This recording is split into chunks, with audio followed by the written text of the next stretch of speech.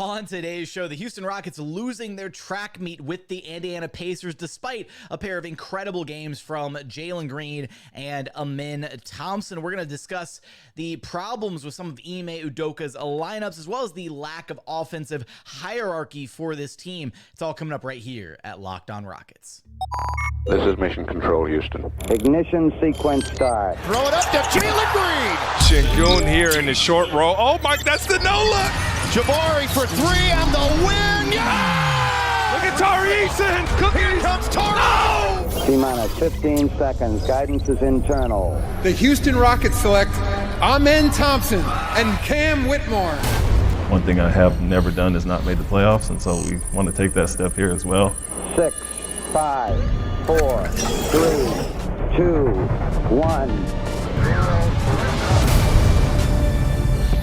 What's up, and welcome to another edition of Locked On Rockets, your daily podcast home for everything Houston Rockets basketball. As always, I'm your host, Jackson Gatlin, native Houstonian and credentialed media member. I'm also the host of Locked On NBA Mondays. Be sure to follow along on Twitter at JT Gatlin, and the show, of course, at Locked On Rockets. Also free and available wherever you listen to your podcasts, including YouTube, where I want your thoughts on this Rockets-Pacers game, this absolute track meet, this high-octane affair in Indiana. Let me know your thoughts in the YouTube comments.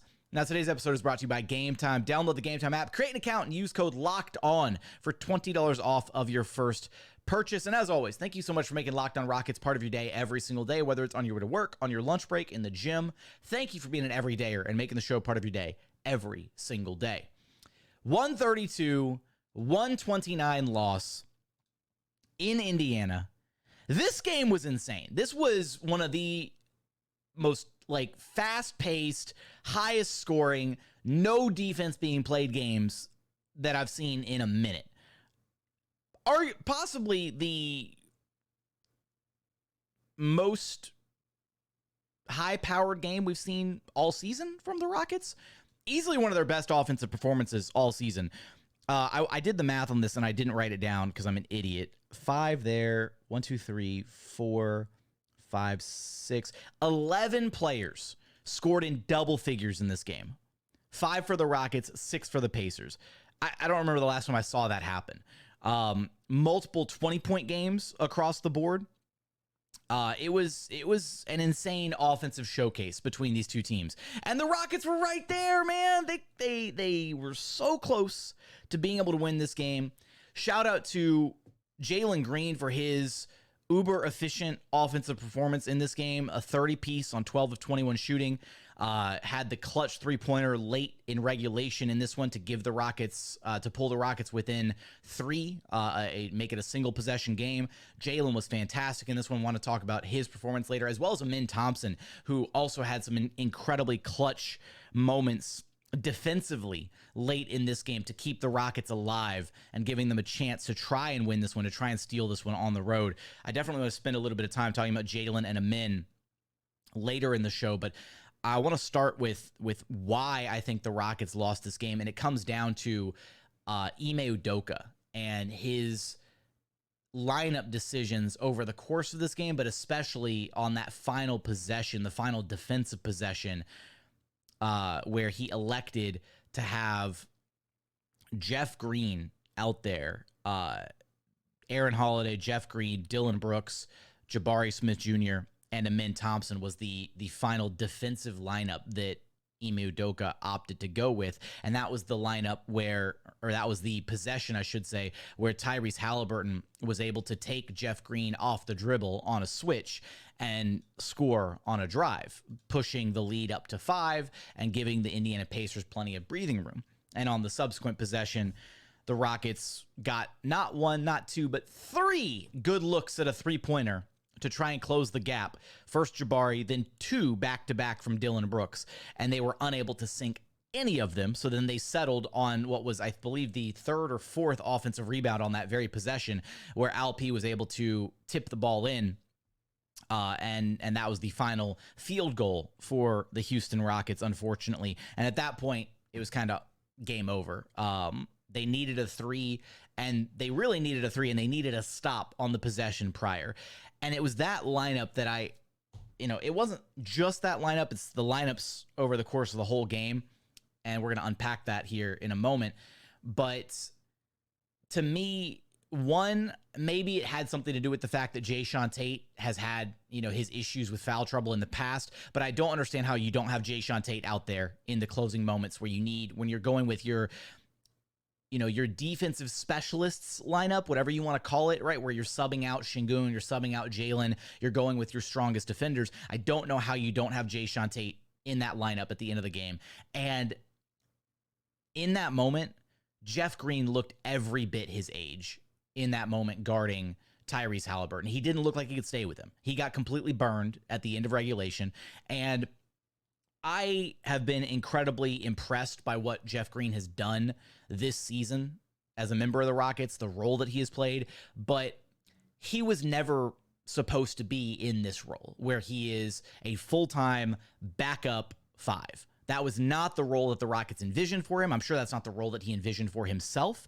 He has risen to the task, and he's done, I think, a pretty solid job through most of the season, but especially over these last few weeks, this last month or so, Jeff has really struggled. He's not shooting the ball well. He's just not really defending well. He's getting,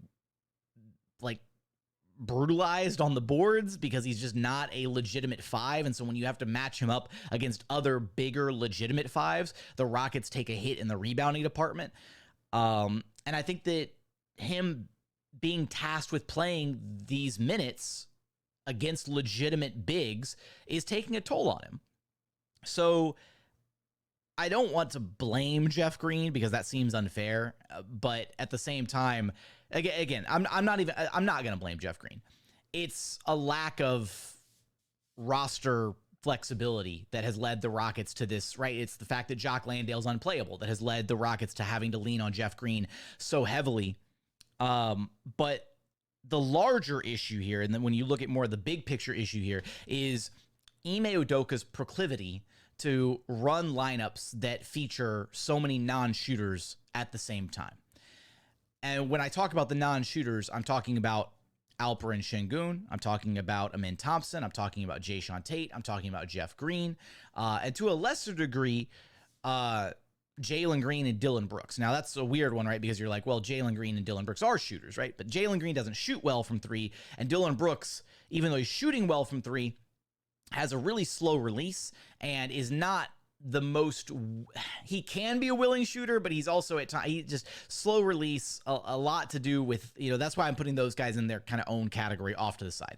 But the 4 guys that I mentioned first, the legitimate non-shooters on the roster, if you play 2 of those guys at the same time, it's already a bit of a struggle, right? When you have 2 non-shooters on the floor, things start to get a little mucky if the other 3 guys are also struggling, or if any of the other 3 guys are struggling, to shoot the basketball.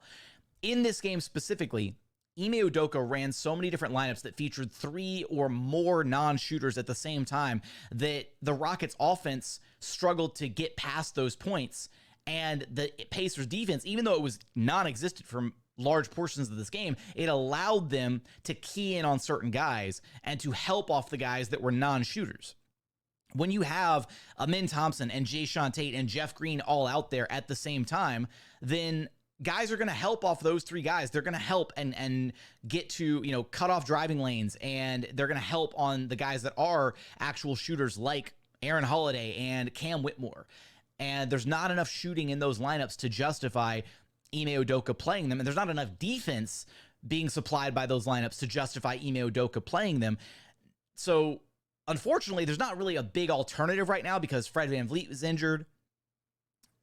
You've got Tari Eason still out due to injury. There's not many alternatives, which is why this trade deadline is so important, and we need to see Rafael Stone do something, make a couple small moves to improve this roster, because right now, there's just not enough complementary pieces to be able to make this roster work. And so when Ime has to go to his bench, he's kind of screwed. There's really, the only alternative on this roster right now is Reggie Bullock. But at least with Reggie Bullock, you're able to keep things opened up to where guys like Alperen Sengun can still go to work, or Amen Thompson can still have the proper driving lanes to work with offensively, versus having 2 or 3 different guys out there that the defense doesn't have to worry about shooting the basketball, and then they're able to crowd or double team or creep in. It's a mess offensively. And the numbers back that up. In this game against the Pacers, the Rockets' worst lineup was the Holiday, Tate, Amen Thompson, Cam Whitmore, Jeff Green lineup. They were a -8 in 3 minutes played.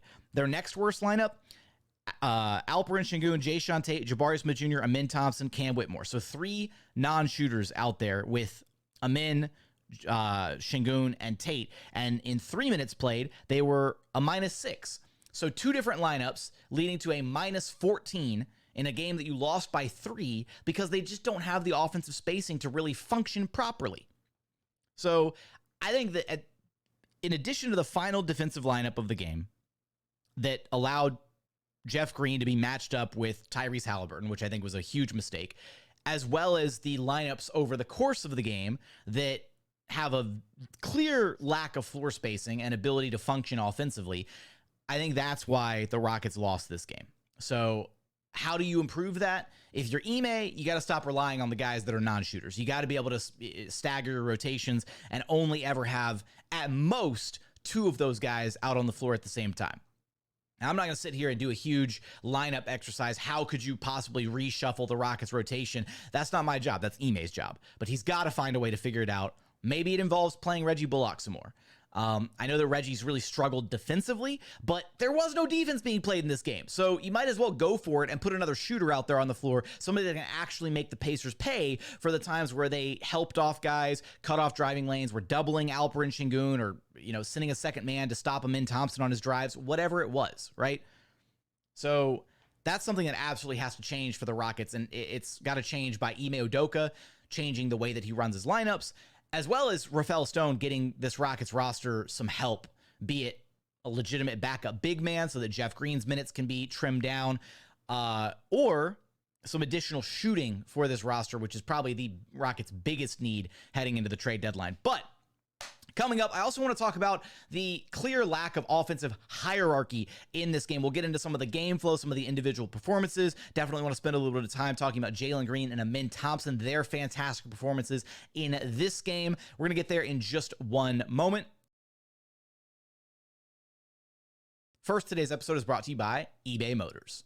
Passion, drive, and patience. What brings home the winning trophy is also what keeps your ride or die alive. eBay Motors has everything you need to maintain your vehicle and level it up to peak performance, from superchargers, roof racks, exhaust kits, LED headlights, and more. Whether you're into speed, power, or style, eBay Motors has got you covered. With over 122 million parts for your number one ride or die, you'll always find exactly what you're looking for. And with eBay Guaranteed Fit, your part is guaranteed to fit your ride every time or your money back. Because with eBay Motors, you're burning rubber, not cash. With all the parts you need and all the prices you want, it's easy to turn your car into the MVP and bring home that win. Keep your ride or die alive at ebaymotors.com. Eligible items only. Exclusions apply. eBay Guaranteed Fit only available to U.S. customers. Today's episode is also brought to you by Prize Picks. So what is Prize Picks? Prize Picks is America's #1 fantasy sports app with over 3 million members. They're the easiest and most exciting way to play daily fantasy sports because it's just you against the numbers. You just pick more than or less than on 2 to 6 player stat projections and watch the winnings roll in. Prize Picks is so simple to play. You can make your picks and submit an entry in less than 60 seconds. They've got quick withdrawals, easy gameplay, and an enormous selection of players and stat types, which is what makes Prize Picks the #1 DFS app on the market. And here's the cool part. It's demon time on Prize Picks. You can now win up to 100 times your money. 100 times your money with as little as 4 correct picks. You can turn $10 into $1,000. Demons and goblins are the newest and most exciting way to play at Prize Picks. Squares marked with red demons or green goblins get you different payouts. You can now win up to 100 times your money with as little as 4 correct picks. So if you've been thinking about getting into daily fantasy sports, you've got to give Prize Picks a chance. Go to prizepicks.com/LockedOnNBA and use code LockedOnNBA for a first deposit match up to $100. Again, that's prizepicks.com/LockedOnNBA with promo code LockedOnNBA for a first deposit match up to $100. Prize Picks is daily fantasy sports made easy. And continuing on here at Locked On Rockets, your daily podcast, home for everything Houston Rockets basketball. Now, a little bit of the game flow from this one, as the Rockets lost 132-129. They were very much in this game. right? They were, in fact, leading at halftime. And it wasn't until that third quarter where it looked like the Pacers offense was going to stay supercharged and the Rockets offense was starting to teeter a little bit. Pacers dropping a 38-24 quarter there in the third. And a big part of that was Tyrese Halliburton had a big second half after being, I wouldn't say a non-factor in the first half, but just not quite himself. Also, Tyrese Halliburton was questionable to play this game in the first place. He was on a minutes restriction, only played 29 minutes in this one. So also, I just want to give a quick shout out to I love the Pacers as a team. I don't so much love them and having to talk about them beating the Rockets right now, but they're just a fun team to watch. Like this was a fun basketball game. Like it was so high paced, so much insane scoring on both ends. The displays of talent were off the charts. Oh my God, quite possibly the play of the game for the Rockets at least was the Cam Whitmore to Jalen Green alley-oop lob in the first quarter. Holy crap. First off, shout out to Cam for actually passing the basketball. Second, it was a bad pass. I thought it was heading like into the fifth row of the stadium. And somehow Jalen Green, like go-go gadget, extendo legs, whatever, jumped and was able to like stretch like freaking Mr. Fantastic and grabbed the ball and managed to, send it home through the rim. Still no idea how Jalen actually managed to catch that pass and send it home. But it was an insane game. It was a fun game. But within this game, even though the Rockets had 5 different players scoring in double figures, they had 4 different guys score 20 or more points in this game. It felt disjointed offensively. And here's why. The Rockets had no semblance of an offensive hierarchy in this game. And you might say, well, Jackson, why does that matter? Like they scored plenty. They had, it worked just fine. I'll argue that it didn't. And here's why. There were multiple points in this game where, first off, Alperen Sengun, who is your best player and has been your best player all season, only attempted 4 shots in the first half. That's unacceptable, right? That's like saying LeBron James only attempted 4 shots in the first half, or Donovan Mitchell only attempted 4 shots in the first half, or Giannis, or pick any best player on any other team in the NBA, and there's no reason why your best player should only attempt 4 shots, especially because the Pacers were switching so many of these actions, and LP had so many opportunities to post up with a mismatch on him and go to town on the Pacers, and yet there were moments where like Dillon Brooks waved off Alperen Sengun when he had a mismatch on Nembhard at one point in the game. That to me is unacceptable. And that is an extension of Ime Udoka and the coaching staff. So not only were the lineups a problem and have been a problem throughout this season, in part because of the roster construction, but also in part because Ime, for whatever reason, chooses to run multiple non-shooters at the same time. There's this lack of being able to identify and say, hey, like he's our best player, let's go to him. He's our most efficient player, let's go to him, especially when he has a mismatch against a Pacers team that is not a good defensive team and is willingly putting mismatches against Alperen Sengun, right? And he's going to either go one-on-one against that mismatch and score, or he's going to collapse the defense and kick out and get a wide open shot generator for somebody. It was a lot of one-on-one play, a lot of, your turn, my turn in this game. There were some moments where the Rockets did a decent job of sharing the basketball, but 50 buckets on 26 assists, not a great job really sharing the ball. And I think the biggest evidence here of this issue of not recognizing, no offensive hierarchy, not recognizing the hot hand, Jabari Smith Jr. was on fire in this game. Jabari Smith Jr. had 18 points in the first half on 8 of 10 shooting. He was 2 of 2 from downtown. And then he went ice cold in the second half, 0 of 5 in the second half. Complete non-factor offensively in the second half. Now, is that Jabari's fault? A little bit, for sure, a little bit. But here's the reason why I think he went cold in the second half. He didn't attempt his first shot in the second half until 4 minutes into the third quarter. How in the hell do you go 8 of 10 shooting in the first half, score 18 points, and then you don't attempt your first shot in the third quarter until 4 minutes in. He had a couple free throws before that first shot, but first shot 4 minutes in, his second shot, and he only attempted 2 shots in the third quarter, and he had 3 shots in the fourth quarter. Again, 0 of 5 in the second half. His second shot in the third quarter was 3 minutes later, so around the 5-minute mark of the third quarter, ballpark, give or take. That, to me, is just unacceptable. You cannot, first off, you cannot not highlight your best player in the first half, Alperen Sengun, who only had 4 shots. I believe it was 3 of 4 in the first half. So even though the Rockets had other guys scoring the ball, it's going to take you out of your rhythm if you're just not involved in the offense. And unfortunately for the Rockets, Alperen Sengun is definitely a guy whose motivation and ability to play defense at a passable or even high level, I definitely think hinges on his involvement in the offense. This was one of Alp's worst defensive performances of the season. And I'm sure there's going to be some fans who are upset at hearing that. The Alp stands out there, I'm sorry, but this was a bad defensive performance from Alperen Sengun. It was a bad defensive performance from the whole team. There was very little defense being played in this game unless your name was Amen Thompson. But still, you cannot allow your involvement offensively to dictate how much energy or how much effort you provide on the defensive side of the ball. And I think Alp definitely let that happen in this game.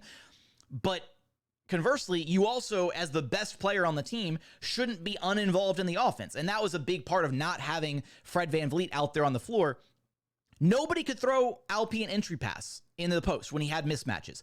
Nobody could hit Alp with his little pocket pass on the roll to get to the rim and finish around the basket. So not having Fred VanVleet out there to like spoon feed Alp his touches definitely hurt his ability to be impactful in this game. And that's why you saw what it meant, the difference in having, Fred VanVleet out there. When Fred is out there, Alp gets fed. And those buckets come clean and easy, and it looks really, really good. And that's the benefit of having a legitimate floor general out there who can get the ball to your big man, whether it be post-ups, whether it be, on the short roll, whether it be in full-blown pick and rolls, it doesn't matter. So not having Fred out there really hurt Alperen Sengun. And again, I think it's frustrating that Ime didn't step in and force the team to acknowledge, hey, Jabari's cooking. He's on fire in the first half. Let's go back to him more to start the third quarter. Or, hey, Alperen Sengun has been our best guy, our most efficient player all season long. He's our star player. Let's maybe get him more involved in the offense. It wasn't like the Pacers were doing anything, magical to take him out of the offense. It was really just the Rockets doing a piss poor job of getting him involved in the offense. And the times where he was involved in the offense, where he was kind of forcing the issue in the second half, didn't really look great because they were only getting the ball like out on the perimeter at the top of the key, where he had to attack the defense, completely squared up against him, where it's, kind of like a 1-4 flat. But again, with the non-shooters in the lineup and certain guys on the floor, the spacing was abysmal to where guys were cheating off, and they were able to, dig and help on Alp. So it was a really rough game overall. Alp has to be better defensively, and I can kind of get where some of the frustrations probably came from and why his effort wasn't where it needed to be on the defensive side of the ball, but that also can't be the case. It's just, it was messy all over the place, and that's why I wanted to highlight that lack of offensive hierarchy, because I believe if Fred had been playing, I think we wouldn't have seen Alp struggle to be involved in the offense as much. And we probably also would have seen Jabari continue to be spoon-fed his touches in the second half of this game, rather than the offense going literally everywhere else and him cooling off by the time he got his first attempts in the third quarter. Coming up, want to discuss Jalen Green and Amen Thompson because they both had fantastic games in this one, as well as final thoughts from this Rockets-Pacers game. We're going to get there in just one moment. First, today's episode is brought to you by Game Time. Look, you shouldn't have to worry when you're buying tickets to your next big event. You're trying to go out and have a good time. You don't want to be stressed about the ticket buying experience. Game Time is the fast and easy way to buy tickets for all the sports, music, comedy, and theater events happening near you. Game Time is the only ticketing app that gives you complete peace of mind with your purchase. You can see the view from your seat before you buy, so you know exactly what to expect when you get to the venue. Plus, they've got all-in prices, so you know exactly what you're going to pay up front, no hidden fees. I don't know about you. My least favorite thing when I'm buying tickets to any kind of event is you're going through the process, you're like, select, add to cart, whatever, doing all this. Then you go to check out, and suddenly the price is like double or, God, triple sometimes, whatever it was originally going to be, because they add the handling fee, the convenience fee, the processing fee, the digital ticket fee, whatever, all the made-up fees that they add. Game Time doesn't do that. They've got the all-in prices. They show you your total up front. You know exactly what you're getting yourself into, and they're obsessed with finding you ways to save money on your tickets. They've got last-minute ticket deals, flash deals, zone deals, all sorts of deals that you're going to want to take advantage of. So take the guesswork out of buying your tickets with Game Time. Download the Game Time app, create an account, and use code LOCKEDON for $20 off of your first purchase. Terms apply. Again, create an account and redeem code LOCKEDON. That's LOCKEDON for $20 off of your first purchase. Download Game Time today. Last minute tickets, lowest price guaranteed.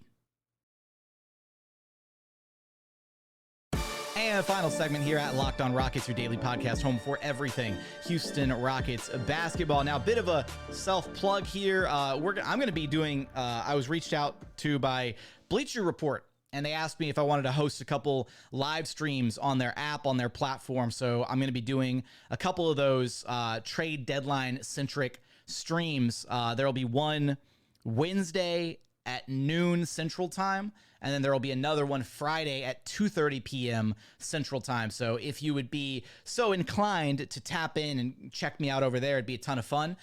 First time doing any kind of content with them, so it should be a fun experience. Hopefully not a train wreck, knock on wood.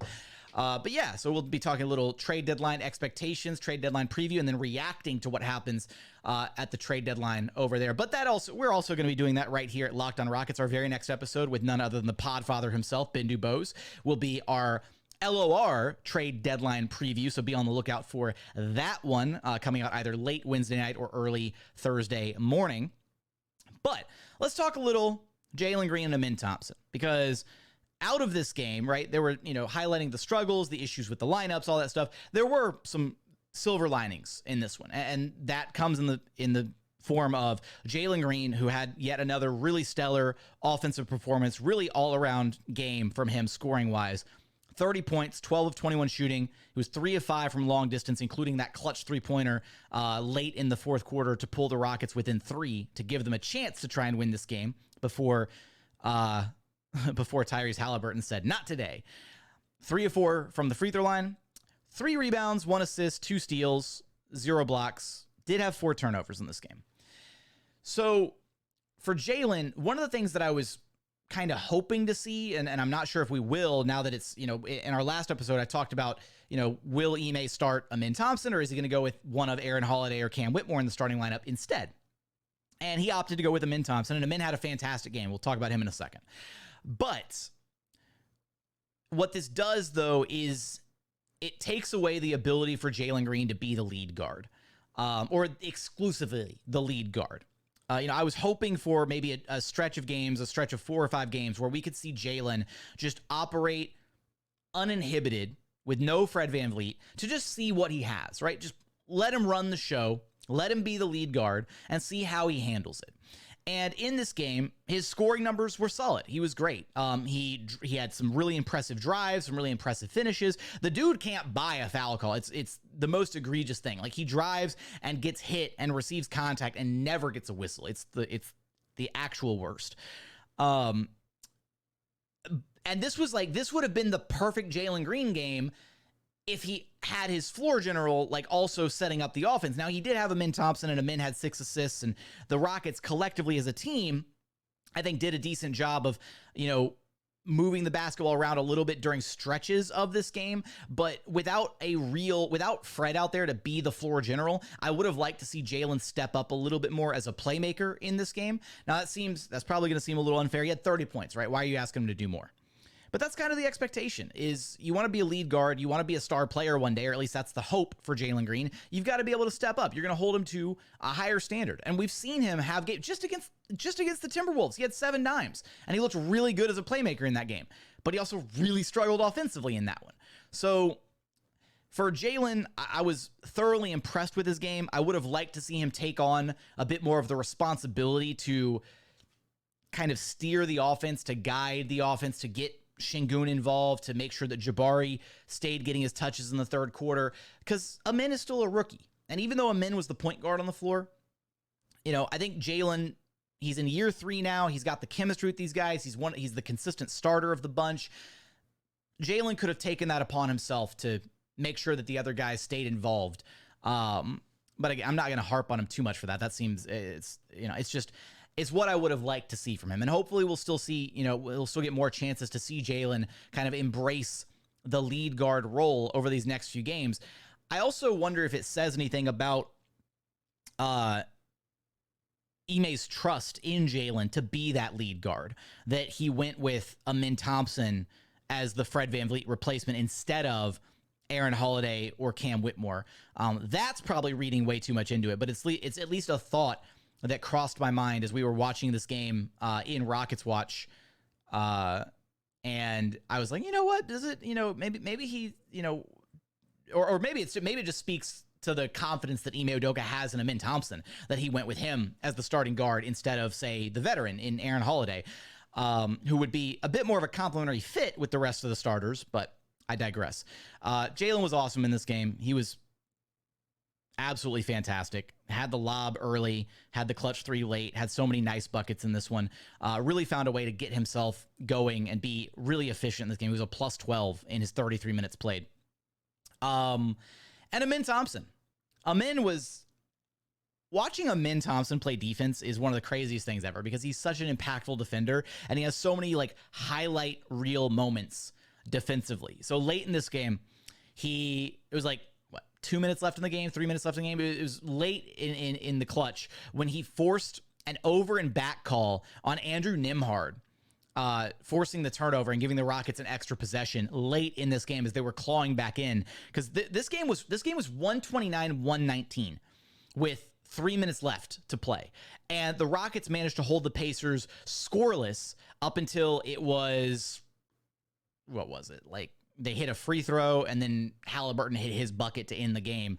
And Jalen had a chance. Jalen pulled them to 127, 130, I think it was, or 126, 129. I forget where the free throw took place, but the Rockets held the Pacers scoreless for a short period at the end of regulation while they were trying to claw their way back into this game. And Amen Thompson's defense was a huge part of that. His defense on Tyrese Halliburton, when he was able to stick to him and not get switched off to another player, was absurd. He was a big part of why Tyrese Halliburton, I think, in the first half really struggled to get going.